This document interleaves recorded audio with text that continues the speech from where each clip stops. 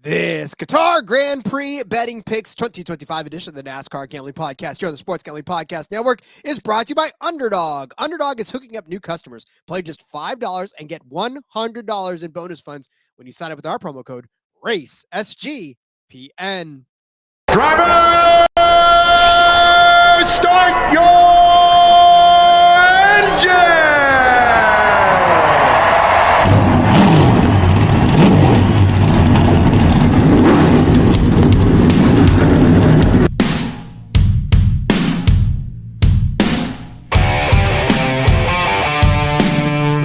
Strap in and pull those belts up tight as the Sports Gambling Podcast Network presents the NASCAR Gambling Podcast. I'm just gonna put my foot on the floor and I'm not lifting till I see God or a checkered flag. My man. With all the news and the best bets for your NASCAR weekend. We want to thank you tonight for these mighty machines that you brought before us. Thank you for the Dodges and the Toyotas. Thank you for the Fords. Lord, I want to thank you for my smoking hot wife tonight, Lisa. In Jesus' name, boogity, boogity, boogity. Now, here are your hosts, Rod Villagomez and Cody Zeeb.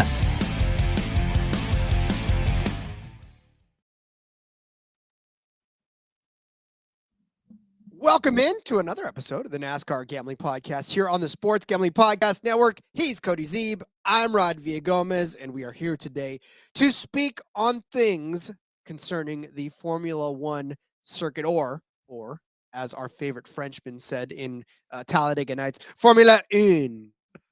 Cody, I just watched that movie a couple days ago, so it's fresh on the brain. Fresh in the mind. That's always great. What a great movie. Yes, I'm excited to talk some Formula One again this week, Rod. 3 weeks in a row of races back to back to back, filling in this gap for the off season. Only 82 days until the Daytona 500, of course, which means it's like what?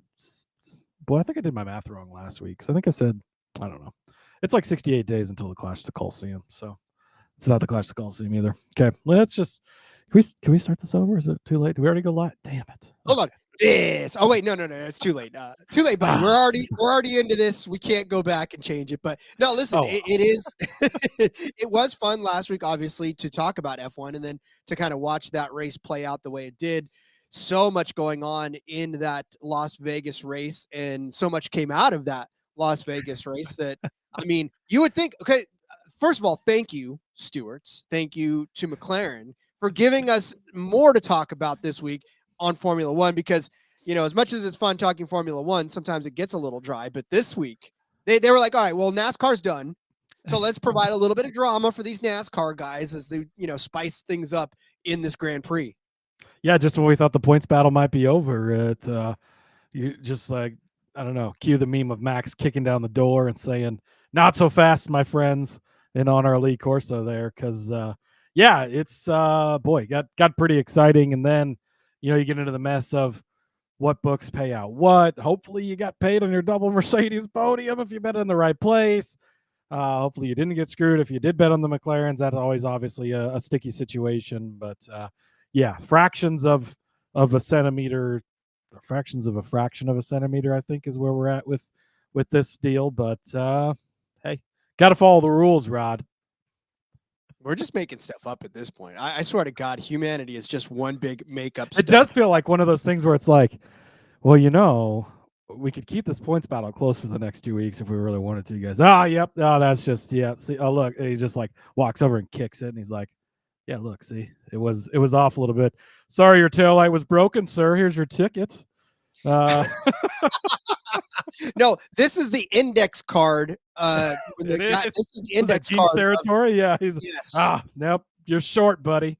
You're like, bro, literally. All right, we're going to talk all about that, but I want to tell you first, it is time for the holidays, and you can gear up for those holidays at the SGPN merch store. It's the perfect gift for the DJ in your life. And when you use the promo code HOLIDAY, you're going to get 25% off of everything, even the race officials. Is it more appropriate than this race? The race officials are terrorist shirt that you can wear proudly to show your support for McLaren. I don't know if we should condone wearing that when it comes to F1 stuff, Rod. There's a lot of that's kind of maybe not.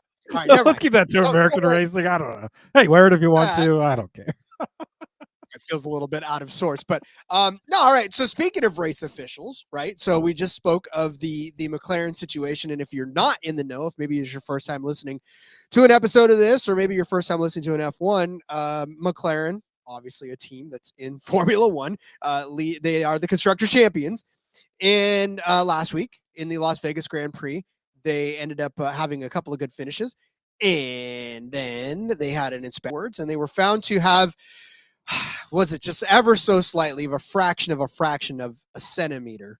They were out of compliance with one of their parts, and therefore both McLarens disqualified, giving up their spots. And Cody, making this, like you said, championship battle now a lot closer than it was leaving Las Vegas.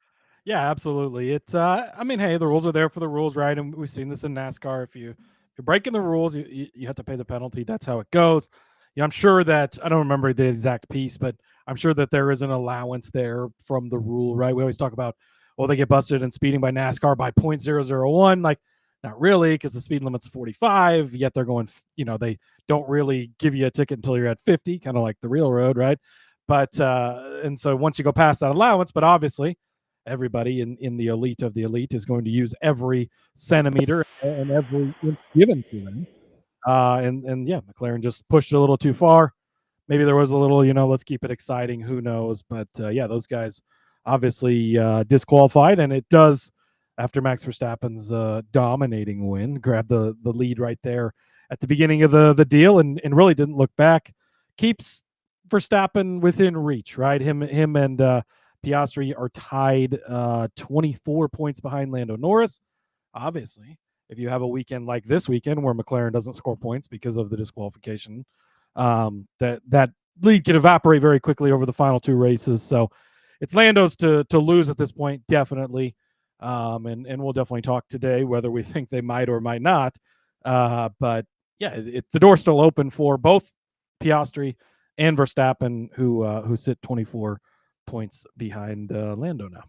Yeah, and Vegas even started off inauspicious, right? The weather, throwing everything into a tizzy. I mean, it's like they took... What a fun weekend, though. Like, it was that qualifying session was one of the best all year. Like, which qualifying, if you don't, like, typically NASCAR qualifying, really boring. And some of the local dirt track guys, we always joke, like, time trials, really fucking boring at a dirt track. Like, you out there, you run a lap, right? It's just pretty boring.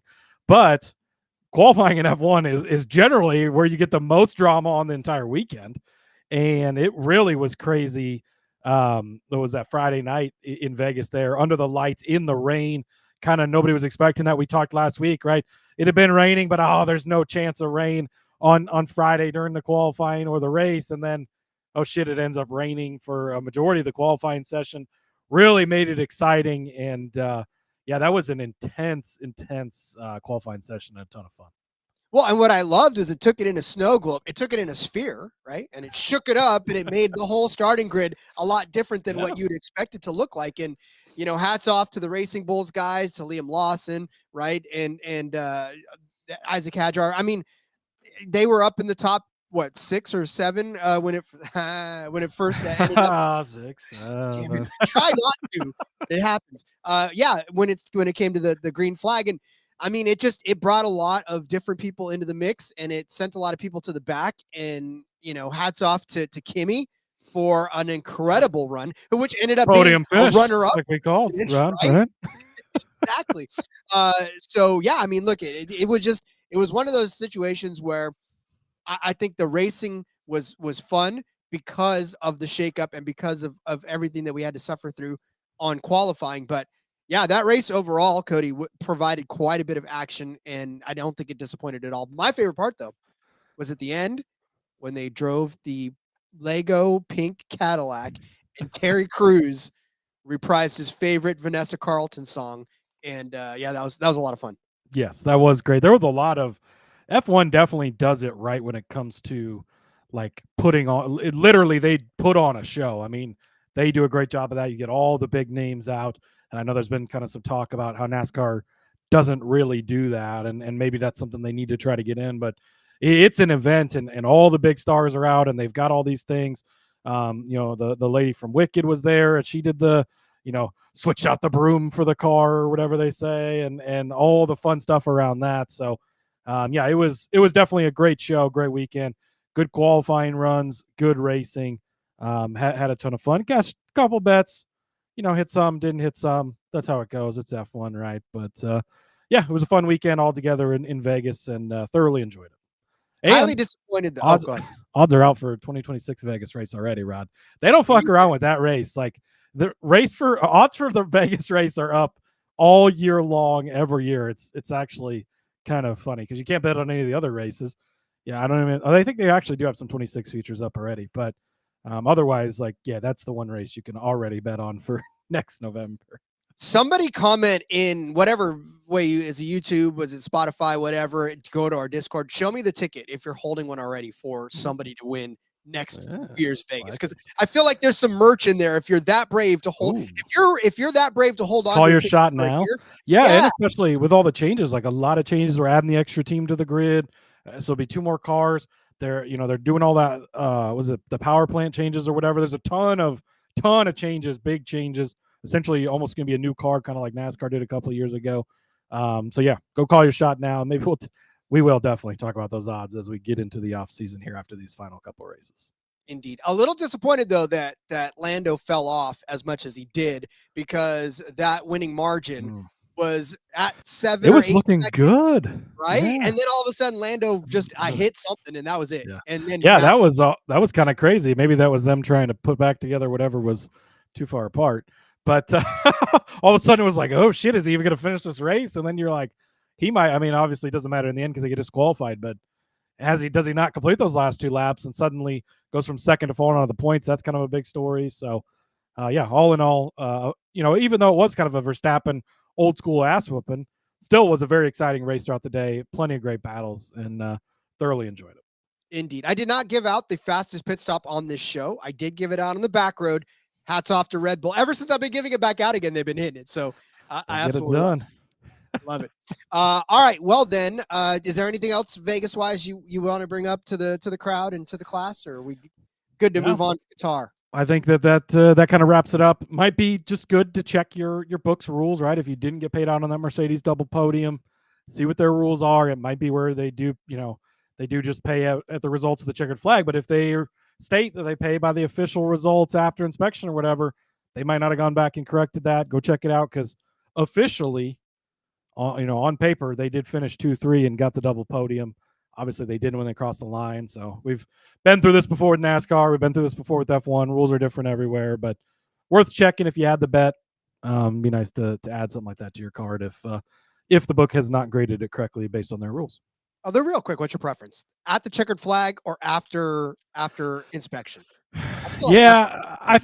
I feel like after the checkered flag is right. And like DraftKings Fantasy pays that way. And it's kind of nice because, I guess that's kind of the age old argument, right? Even in NASCAR is like, you want to leave the track knowing who the winner was, but then at the same time, I think you should take wins away from people who cheated because what stops people from cheating more often and just winning and then, okay, fine. I'll keep the trophy. Here you go. Like I'll take my slap and my fine or whatever, but that's a whole other story. But yeah, I think I prefer let's pay it out at the line and just roll with those results. And if something comes out in post race, well, that's how it is, obviously. But again, each book's gonna be different. So unfortunately, we've been through that too many times. Yeah, and I don't think that's ever going to stop in the world of racing because if you ain't cheating, you ain't trying. So, right. All right. Well, then hopefully there'll be no cheating when we go to Lusail, and let's do that. But first, let me tell you about our friends over at Novig. We're brought to you by Novig. Novig is America's #1 sports prediction market. No Vig, you're getting the best prices. How do I know? Well, it's the Dancing with the Stars finale tonight. And yes, you can trade over there on the odds for this finale. So are you team Alex or are you team Irwin? Right? This is, let's see, Earl is plus 175 as the underdog, but Irwin, the old crocodile hunter's son, minus 312 to win the finale of Dancing with the Stars, the heavy favorite. So if you like yourself a little underdog story, go bet yourself Alex and Earl over there for the finale of it. Again, who am I if I don't bring you these crazy things to bet on, right? Novig, available in 35 or more states. Download the Novig app. Get $50 when you spend $5. Use that promo code SGPN. Get in on the action with Novig. Promo code SGPN. Formally tell you about our friends over at Underdog. Underdog is your home for pick'em entries where you can win up to 5,000 times your entry. It is Football Thursday, Thanksgiving Day. How about a little Jahmyr Gibbs action over on Underdog? His rushing projection for rushing yards is set at 71.5. I think Jahmyr Gibbs is still running. So if you take the higher than 715.5, I think you're still going to be good for Thanksgiving. So give me the higher than 71.5 rushing yards for Jahmyr Gibbs. That dude is just unstoppable. Gotta love it. So head over there. Use the promo code RACESGPN. If you're a brand new customer, you play $5, you get $100 in bonus funds. Remember, sign up with the promo code RACESGPN.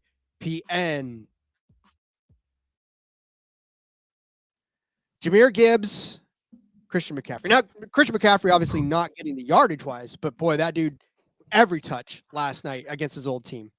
They talk about feeding the man. Holy shit. What, he had 9 touches in that first drive? That's an insane drive. I mean, I know we've seen some, where they hand the ball off a lot or whatever, but just feeding him in all sorts of different ways. And Gibbs's fantasy week this past weekend, that won me some matchups, Rod. Absolutely insane. Yeah, if you're somebody that needed to get a win to get into the fantasy playoffs or even strengthen your position, Gibbs helped you get there. I tell you what, this is what I hate about, and I'm going to say this again when I do my fantasy football show later today, is that I hate it because the same team, Cody, that scored me 300 and some odd points last week, one of the highest totals in the league for Scott Fishbowl, just absolutely ate garbage during the playoffs. Josh Allen. Dude, Josh Allen in Buffalo Bill playoff form already. One of my chopped leagues. I've won the week like 6 times. Josh Allen just been tearing it up. Goes out and lays a fucking dead. I got chopped. It's brutal, but that's why we love the game, Ron. Yeah, I don't know. Sometimes I wonder if I love it or not. I don't question my love for Formula One racing, and most definitely don't question my love for the Qatar Grand Prix. I am done trying to pronounce it any other way because I've listened to a million different ways to pronounce it. Way too many times today as I was going about my day. I wonder how Rod's going to pronounce it because we've had a couple of different pronunciations on the show. We have. But, what's the official? What are we rolling with today? So I'm just rolling with Qatar. Because it's Qatar, it's Qatar, it's like there's so many different ways for people. I think that's the one I've heard the most. The one I would, as just like a basic white guy, feel the most comfortable saying. So, and it's true. I try to get it right? Always do. But there are some times where my accent, my California accent, doesn't allow me to make it sound good. And so it seems like one of those names that, like, it's just kind of maybe if you go there specifically, they've got a certain way, but it seems like it's pretty well accepted that there's just many different ways to say it. So, nonetheless, here we are. Here we are at the Lusail International Circuit in just outside of Doha in Qatar, on this 5.419 kilometer track, just over 3 miles, 57 laps for a race distance of 308.611. First Grand Prix here. They haven't been coming here long, 2021, and of course it took a year off as well to get there. Fastest lap, Lando Norris, set last year, 1 minute 22 seconds. There are 10 left-hand turns, 6 right-hand turns on this track.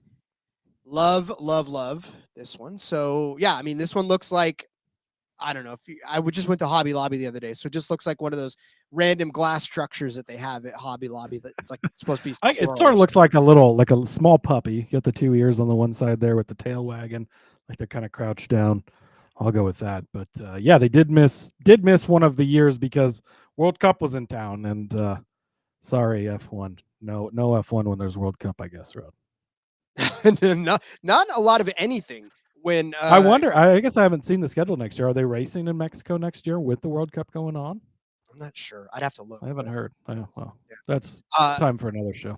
Apologies. There's 10 right-hand turns, 6 left-hand turns. I got those mixed up. I don't know my left from my right. This is very well, like it's a very long laid out track. Not a lot of quick, tight turns. Very, a lot of open room to run, which I in particular think that's going to favor one team very specifically.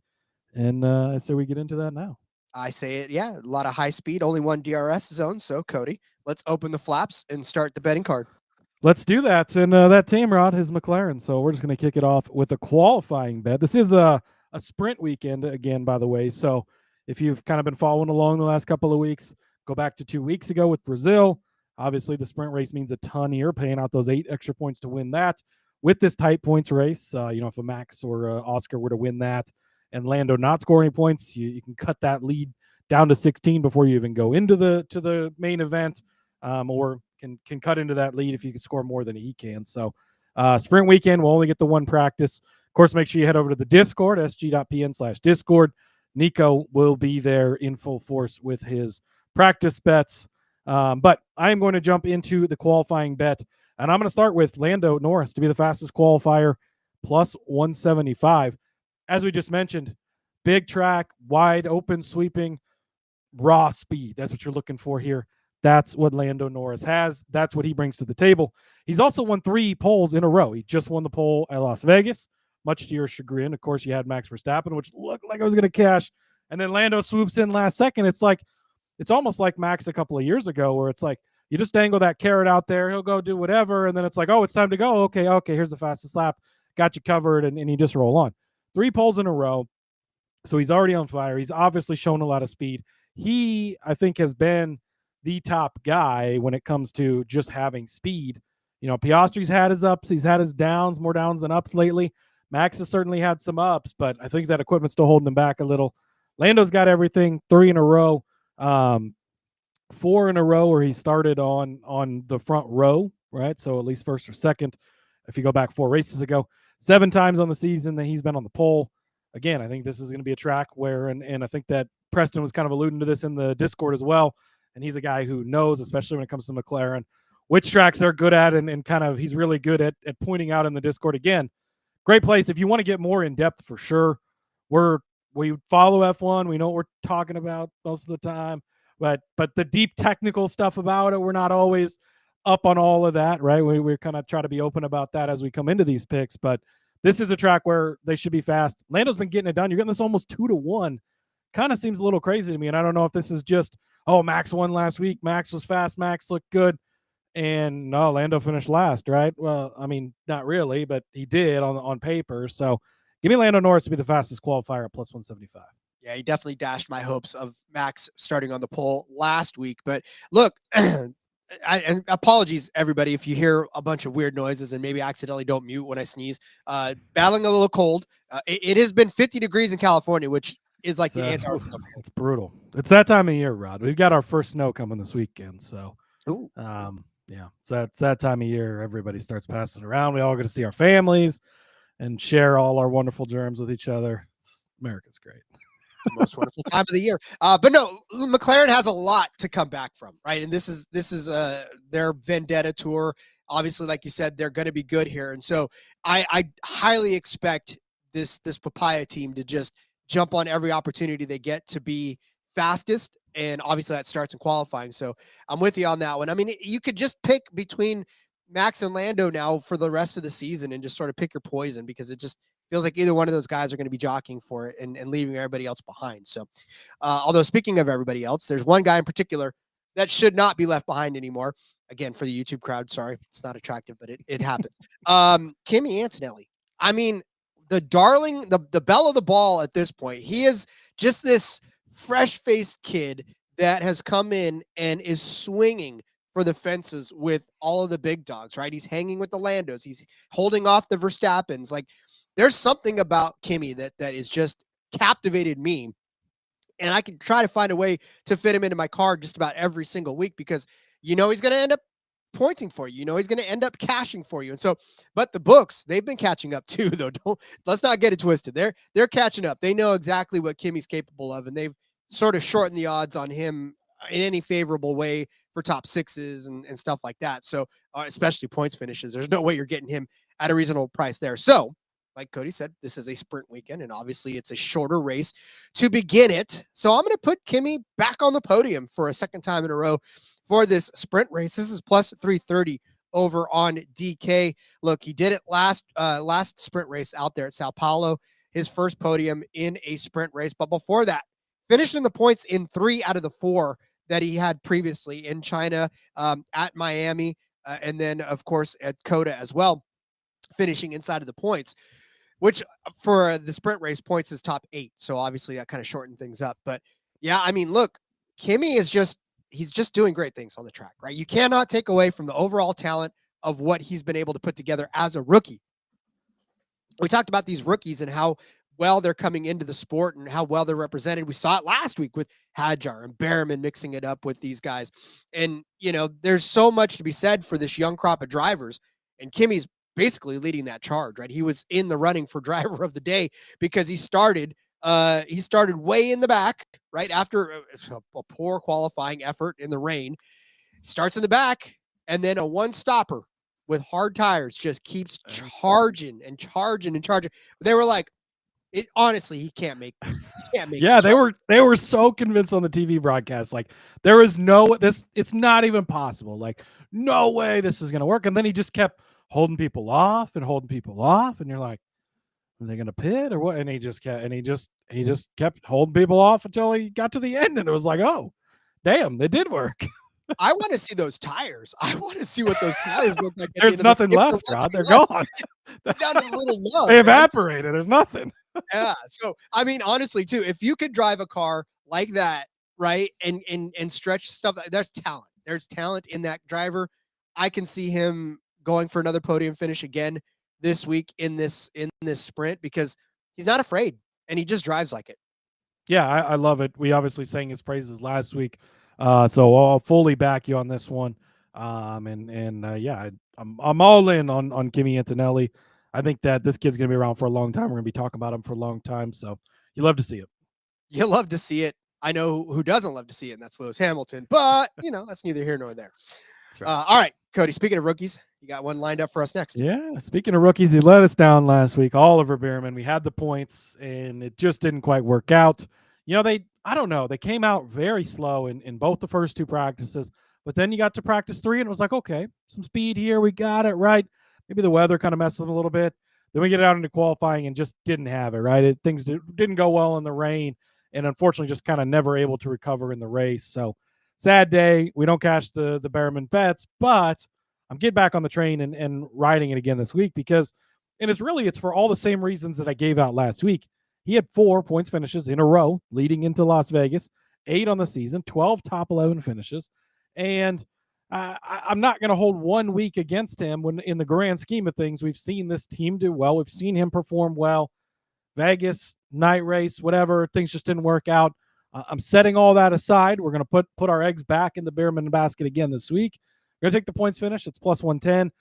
They've really cut into the points again as they tend to do in the odds, right?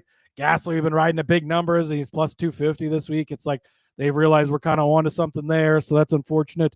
But I think that this is one where you're still getting a great young driver who's performed really well on a solid team to go out and finish in the 10 again at plus money. I'll take it. So Oliver Bearman, points finish at plus 110. However, though, if you did place that bet last week and they did pay out after the disqualifications, then you did get that because he just squeaked into the points in 10th place due to the. So if it wasn't for those cheating McLarens, he would have been a points driver, Rod, because he obviously would have beaten them. So, I think I was definitely correct on that. Yeah, no, look at that one stopper last week just threw everybody for a loop, and you saw so many white knuckles and so many people. I'm sure the race strategists were just out there pulling their hair out because they had no clue if it was going to work and when the right time to pull the trigger was, and it just. Yeah, I mean, there were so many drivers that were holding on for dear life at the end of that, and not to mention so many drivers that were like, "Wait, do I still need to pit?" Like, they couldn't keep track themselves. So it was difficult, but I get it. Bearman, definitely a good showing. Unfortunately, didn't get you there at the checkered flag. So I'm going to continue on my Kimi love here, and I'm going to take this time during the race, though. Kimi is in Group 2 over on Caesars, and I'm going to take him to win Group 2 at plus 125 over the likes of Leclerc, Hamilton, and Sainz. We just talked about Hamilton just a second ago. If you've watched this sport for 1 second this season, you know that poor Lewis Hamilton is. I don't even want to pile on. Like it doesn't feel right. No podiums like this year. Jimmy Johnson in the '84. It's just it was sad. It strangely and sadly feels a lot like that. Like, and man, you just hope they figure it out for next year, hopefully. But it's just sad to watch these legends of even a Kyle Busch just go out and struggle when they're so fucking good, man. And nothing goes their way. It's been such a tough season for Lewis. Yeah. Well, okay. We say tough season. His average finish 8.4. There's drivers out there That's that would tough in F1 though. I mean, especially in a Ferrari and for Lewis Hamilton, like that's a pretty bad season. Yeah. When you're used to finishing, winning races and finishing. His average for 20 years was 1.3 probably. But.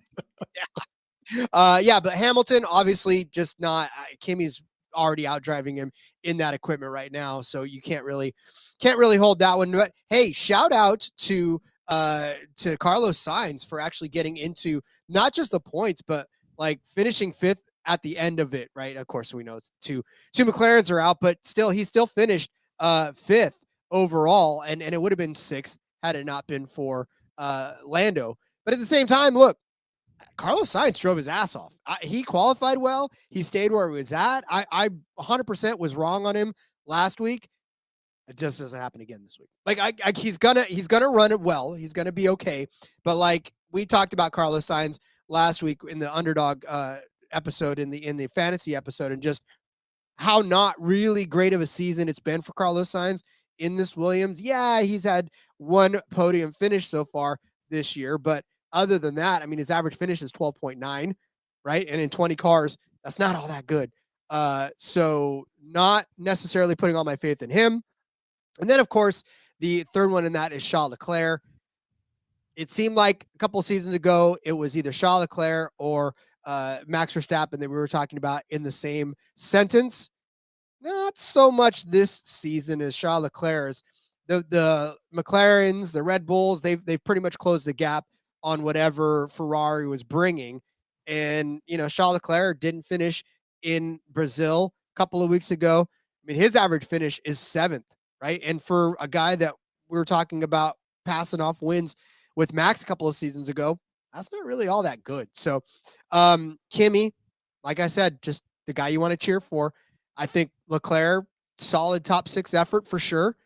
Maybe sneaks his way close to a podium, but I have faith in Kimi to beat all 3 of these guys. And Caesars has this, like I said, at plus 125. Yeah, I really love this bet. I think that it's great. I mean, last week really showed you that they can fight through adversity. They can make the most out of a bad situation, right? You don't start well, you don't get through Q1, and yet they find their way after the disqualifications onto the podium, but either way into the top 5, which you'd love to see for them. So able to fight through that adversity. Lewis, it's well documented, right? Not been a great season. Sainz, maybe he's just kind of getting thrown in there because he had a great week because of the rain. Like he really took advantage of qualifying. Great showing by them. They put together a good race and held on. But overall, like we talked about last week, the season's just not been super great for them. And then, it just comes down to Charles Leclerc. And I think I would also take Kimi in that matchup. So love the bet, Rod.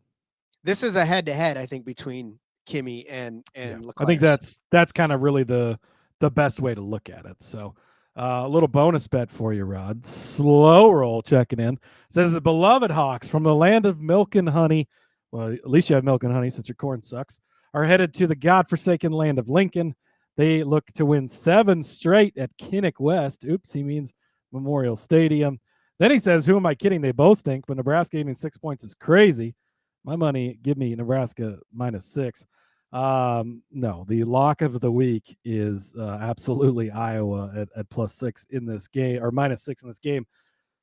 Nebraska sucks, Rod. We're very bad. Offensive line is bad. The defense is horrible.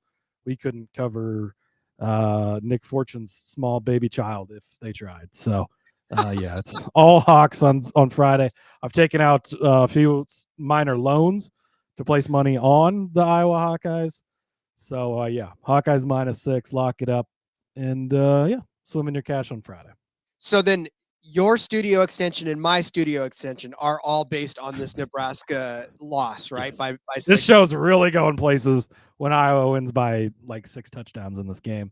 And if you've been following along on my daily bets, that might just happen to be the bet for Friday. We'll see. We haven't got there yet, but doing the 91 bets in 91 days, counting down to the 500. Good chance Iowa makes Friday's best bet. So stay tuned. Stay tuned and stay tuned for more F1 bets. But first, let me tell you about our friends at Rhythm. Rhythm, they're crushing it in college football, NFL, and they just added the NBA. Rhythm is also giving away weekly cash prizes just for tracking your bets in the app. Track 5 bets at the same time from any model. You build and you win $1,000. Well, you could win $1,000, but you will, because I know you. You're really good at what you do. Speaking of Rhythm predictions, we're talking about the Thursday night football, well, Thursday games, right? All together. It's Thanksgiving. It's time to get together with all of your family and scream at them, and then start doing all kinds of great stuff. So, how about some predictions from the Rhythm model? Well, we've got the Cowboys going up against the Chiefs, and the Chiefs are traveling to Dallas to take on the Cowboys. Rhythm's giving the Cowboys 2.1 points in this one. So they got Cowboys plus 2.1. I guess they're not buying the fact that the Chiefs are really back on their way back, and that the Cowboys take that win against the Eagles and shove it up the Chiefs' turkey. Well, anyways, you can get all that over there and more. Use promo code SGPN25 when you download the Rhythm app for 25% off of your first month. Download Rhythm. Use promo code SGPN25. I will toe the company line, not say anything about that Eagles game. Yeah, that's probably a good idea, Rod. Probably a good idea. All right, Cody, let's get back to Qatar, where there is no Cowboys and no Chiefs. Cowboys? Oh, yeah. Are there Cowboys at Qatar? You tell me. Are you sure there isn't? I don't know. Never been there. There is McLaren double podiums in Qatar, Rod, and that's going to happen this weekend. Plus 120. I'm all in on the Papaya gang this week, if you cannot tell already. But so Lando, obviously, we know, right? He's got 7 wins this season. He's been second, or in 2 of the last 3, he's won with a second quote unquote place last week, is how I wrote this down on my notes. 12 times rather this season they've been double podium. Piastri's been the weak link lately, right? He's just not been pulling his weight as much as he was. He'd had this championship lead built up. He's kind of blown it. But I think that, as we talked about earlier, a great place for this team to get back on track. You're getting clearly the best team in the garage, in the paddock, as we should say when we're talking F1, Rod. You're getting them at plus money. I think that this is a great deal. When Lando on the podium is almost an assured thing, right? It's like minus 85,000 because he's going to be on the podium. He's fast. He's good. He's going to show up just about each and every single week. Piastri did finish here last year. He won the sprint race as well. Notable there. Finished second place here in 2023. So he's been on the podium the last 2 years, even when McLaren wasn't to the level we've seen McLaren be this year. Don't forget, he's got 7 wins this season as well. He's been putting in the work. It was a very front-loaded season, right? He got a ton of wins, but ton of wins for him. And then, yeah, like I mentioned, Preston over in the Discord, and he had a great thing that I wanted to highlight here. And, of course, I lost it. There it is. He said he had snagged Piastri, won his first F1 race there in sprint form, and was within a tenth of Lando in both sprint and GP qualifying last year. Kept this pace. Oh, boy. Me reading, not a great thing, Rod. He kept the pace in the sprint before Lando let him by to make up for the Brazil race where, Oscar had let Lando go by and get the win. So, yeah, he was just mentioning how big he was on Piastri this week. But completely agree with him. I think that you're going to find both of these papayas up there. I think that might end up being fairly chalky where it is the two papayas and Max Verstappen this week. Maybe Russell gets in there and disturbs that a little bit, but I think these are the two cars probably to beat just in general. I think Max is going to lag back a little bit. So it's chalky. It's near the top, but we've talked about it for years when we've talked about F1. Sometimes these chalkier bets are just the bets to take, right? And I think that's the case this weekend. Give me the McLaren double podium plus 120. It's the papaya revenge race this week where they just come back and take everything that they've pent up over the last week out on the rest of the drivers. And yeah, I mean, it's hard not to bet this and not to try to make a case for it because every single week you certainly can. All right. I know I just got done dumping on Carlos Sainz. Well, now I'm going to prop him back up again. I'm at least going to give him a points finish this week. And at plus 110 over on Hard Rock, I feel like if I spent all that time sort of poo-pooing Carlos Sainz, I might as well just give him a ray of hope, right? And that's a points finish. A points finish, obviously, is 10th place or better, which he did last week, and then some, right? He did prove that he's still got that dog in him in tracks that he's been, good at historically. So here we go. I mean, this is another track in which he has been good historically. I know it was in Ferrari, but he's got 2 points finishes, a 7th place finish in 2021, a 6th place finish in 2024. The only finish outside of the points was a 20th place in 2023, where he had a fuel leak that kept him out. And I say this, right?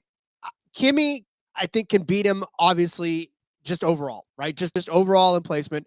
He's going to finish far better than 10th is Kimi. So if I'm giving Carlos Sainz just a 10th place finish, which is probably where he's going to end up, then I know Kimi will get a lot better than. But it isn't as if Carlos Sainz has not been and had the potential outside of Vegas to get there, right? He finished 3rd in Baku after starting in the outside pole. He finished 10th in Singapore, 13th in Brazil, which is just outside of the points. So again, I know this is not the season Sainz wanted in that Williams equipment. I know this isn't the start to his journey there that everybody was looking for, but he hasn't forgotten how to drive. He just needs the equipment to be there for him when he needs it. And last week, I think that was a huge lift to this team. And I think a points finish is not out of the question for them. Obviously, like I said, I think Kimi will still kick his ass all up and down the track. But if Sainz gets into the 10th place, 9th place, then I'm still happy either way, so long as Kimi finishes on the podium and, cashes our group bet. Yeah, I don't mind this one. I think you made some great points there with Sainz, and we saw some signs of life last week, which is great. Of course, Rod, you're welcome. Thank you. I'll be here all week. So yes, I will back you on this play. Now I could welcome you, Rod, to the Racing Bulls portion of the program, where we're going to go on a run of bets surrounding the Racing Bulls. So shout out to you. You had one of them in here first, and I won't say I copied you, but I think we're on the same page in this. So I'm going to start with Isaac Hadjar. We're going to take him in Group 3 over on Caesars. You can get him at plus 210. Going up against Alex Albon, Fernando Alonso, and Yuki Tsunoda. He is the favorite in this group, I think very much deservedly. And I really like that for him. So another young guy here we've talked about before, right? Coming off a 6th place run at Las Vegas last week. Very impressive, very good. 8th place at Brazil just a couple of weeks ago. And then 10th place at Baku not too long ago also. So been on a good stretch here lately. Not so much for the guys in this group. Yuki Tsunoda, I tried to paint a case for him last week, Rod. That was a horrible idea.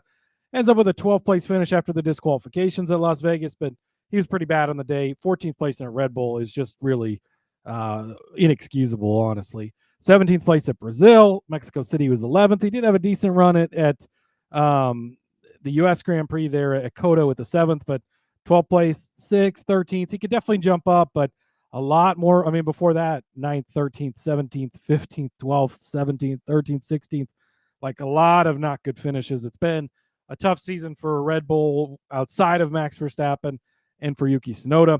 Fernando Alonso, kind of the same story, right? Not really. So my thing here is I think that Hadjar is going to be a points driver, and we'll kind of allude on that here more in a few, but I don't think that these other guys will be, and they haven't been. Alonso, 11th place last week after the disqualification, so 13th before that. Sao Paulo, 14th. He was 18th at Mexico City, 10th place at the U.S. and 7th in Singapore, yes, but 15th at Baku, 19th the week before in Italy. So mostly not good runs by Alonso. And then same story for Alex Albon, 16th, 11th, 12th, 14th, 14th, 13th, before you go back to a run where he had some points finishes there, but been tougher down the stretch for him. So it's Isaac Hadjar.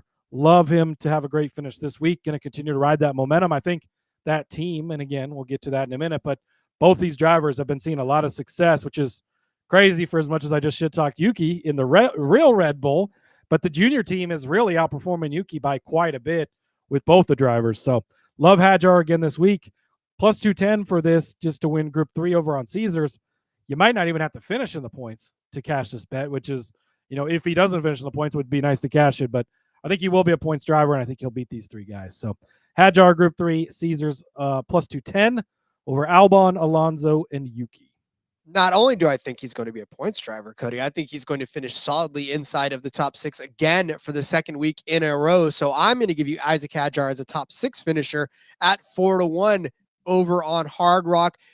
Finishes notwithstanding, he's actually been starting very well lately from the grid. 5th place at Brazil, 6th place last week at Las Vegas, 8th place in Mexico City, 8th place in Singapore, 8th place at Baku, 4th place at the Dutch Grand Prix, 10th at Spa.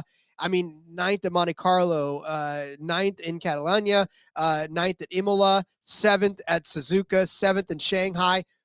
He's been starting inside or close to the top 6 for most of this season. This has not been a flash in the pan for him. Now, again, finishes be what they are, but over the course of the last few weeks, he's been putting it together. Last week, like we said. So that 6th place obviously was after the DQ, but boy, he was running into that whole area. And I think the pit stops is really what screwed everything up. There was a couple of slow Racing Bulls pit stops in there that sort of took Liam Lawson out of the mix and then kind of set Isaac Hadjar back a little bit as well.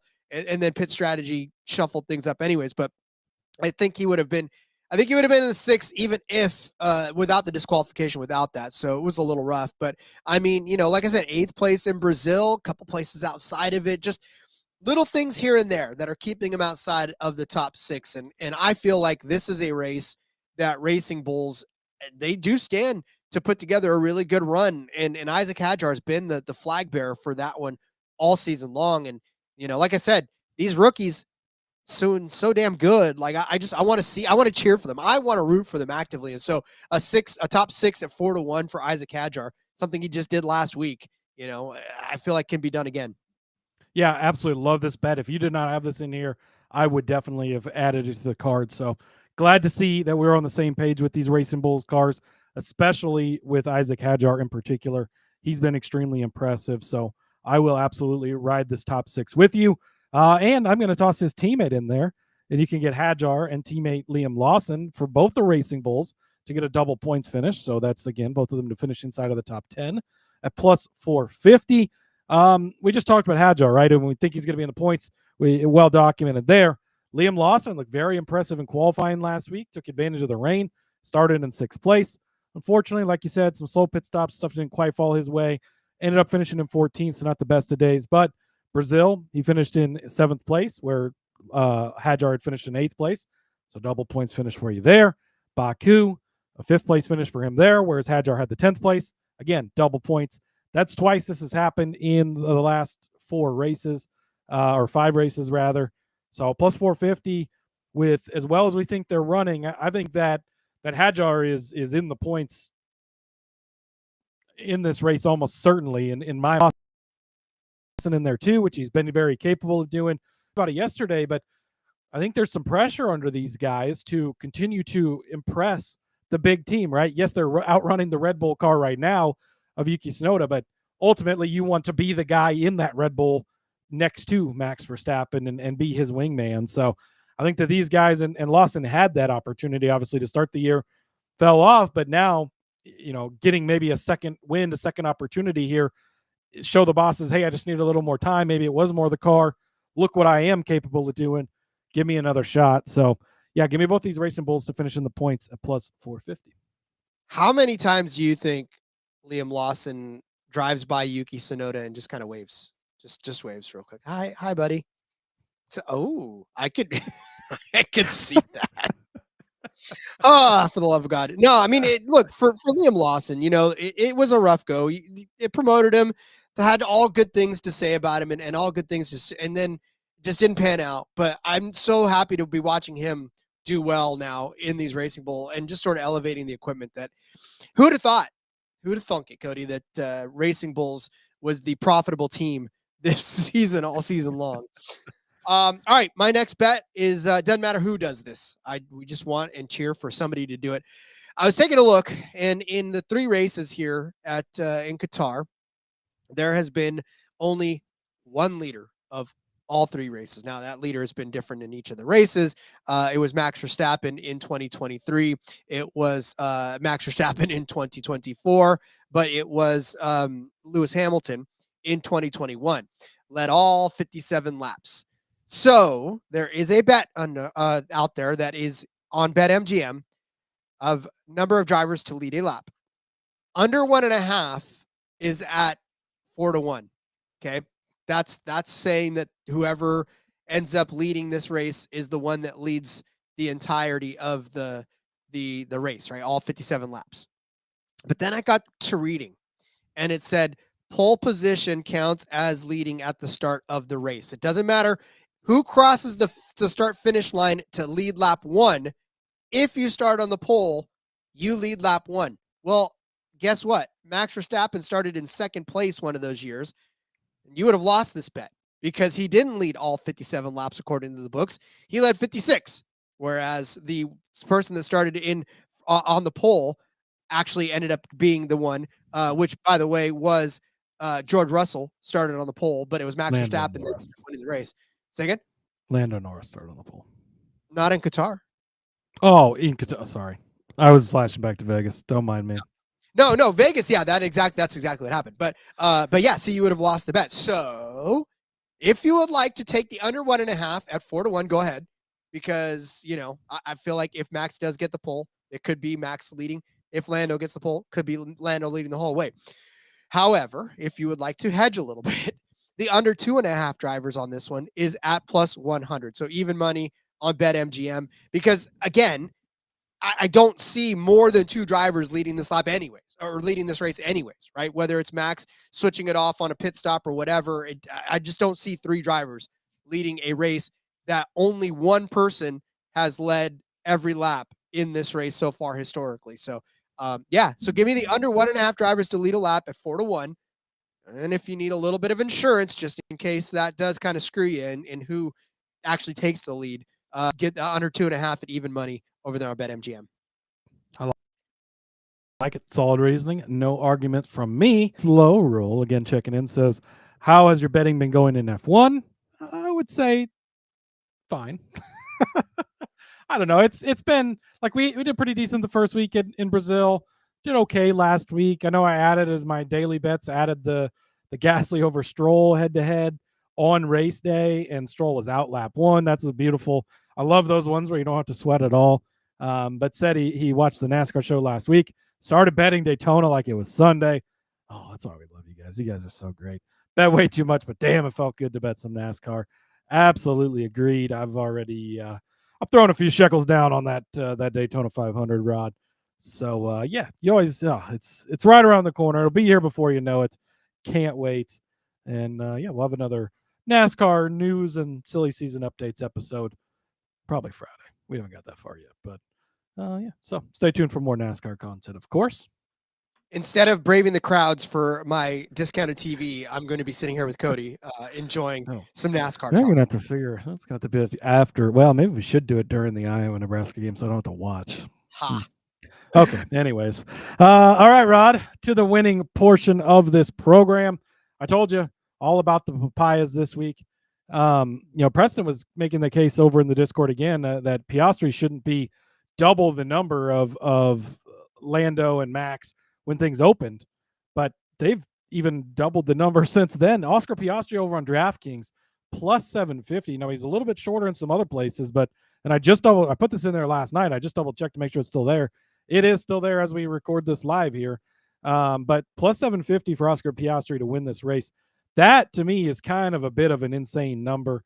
again, he's third place last year. He won the sprint race here last year, second place back in 2023. Dude has 7 wins this season, plus 750. And as we've, or at least I've talked about the entire show, this track sets up perfectly for their high speed, for them to just take advantage of things.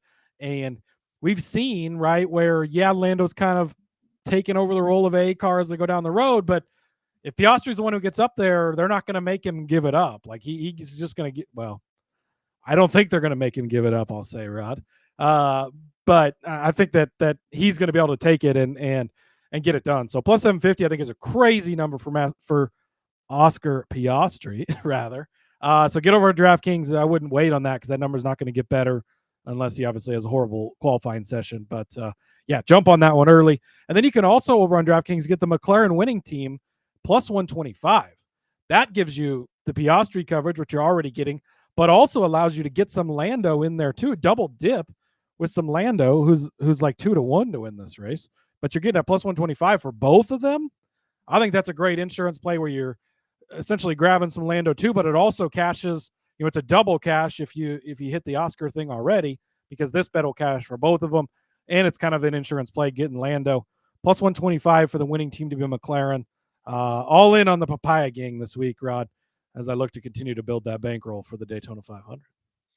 And it's hard not to be, right? I mean, again, when we look at these guys and what they're coming back from and what they're trying to do, it's very difficult to bet against them. So you have to have something, and you got to figure out the best way to get in on them. And numbers are not long enough to just keep betting them as winners and all that other good stuff. So absolutely love it for this, especially because you get them both. And for Piastri, right? He's still in the mix.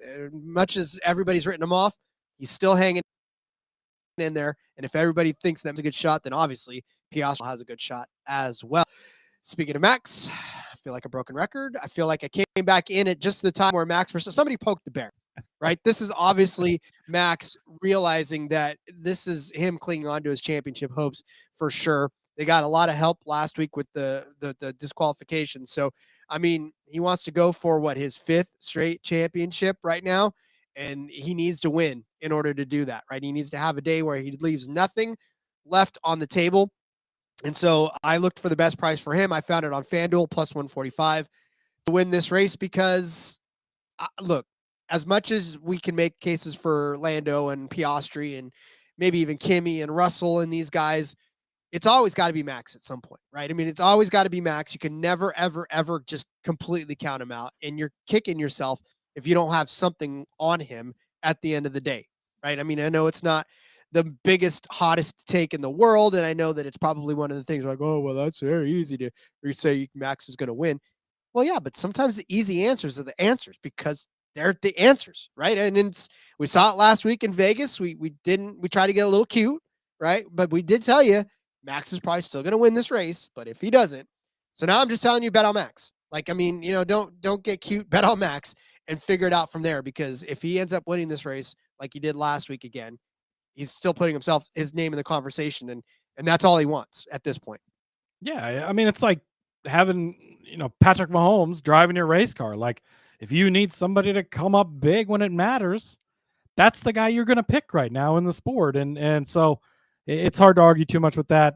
I mean, I will, because the McLarens are going to win the race, but Max is going to be the biggest threat to them, I think, for sure, because it's Max Verstappen, and that's really about as far as you need to go with it. Indeed. All right, well, get out your pen and paper. Time to go over our bets for this Qatar Grand Prix in Lusail. Cody started you off with Lando Norris as the fastest qualifier for this race at plus 175. I gave you Kimi Antonelli to finish on the podium in the sprint race. Mind you, remember, it's the sprint race at plus 330 over on DraftKings. Cody gave you Oliver Bearman to finish inside of the points at plus 110. I said Kimi would win Group 2 on Caesars at plus 125 over Charles Leclerc, Lewis Hamilton, and Carlos Sainz. Cody said McLaren, double podium, plus 120. Book it. I said Carlos Sainz, while he may finish worse than Kimi Antonelli, will still finish inside of the points at plus 110 over on Hard Rock. Cody gave you Isaac Hadjar to win Group 3 on Caesars at plus 210 over Albon, Alonso, and Yuki Tsunoda. And I gave you Isaac Hadjar to finish top 6 at 4-1 over on Hard Rock. Put both of the Racing Bulls in the points again at plus 450. I said under 2.5 drivers would lead a lap in this race at plus 100, but really, I'm hoping that it's under 1.5 at 4-1. Cody said Oscar Piastri at plus 750 on DK would win, and McLaren, the winning team, at plus 125. And then I said, just bet on Max and have yourself a good weekend at plus 145 over on FanDuel. Cody, that's all we got, buddy. This is over for this one, and still got some more F1 racing, which is fantastic.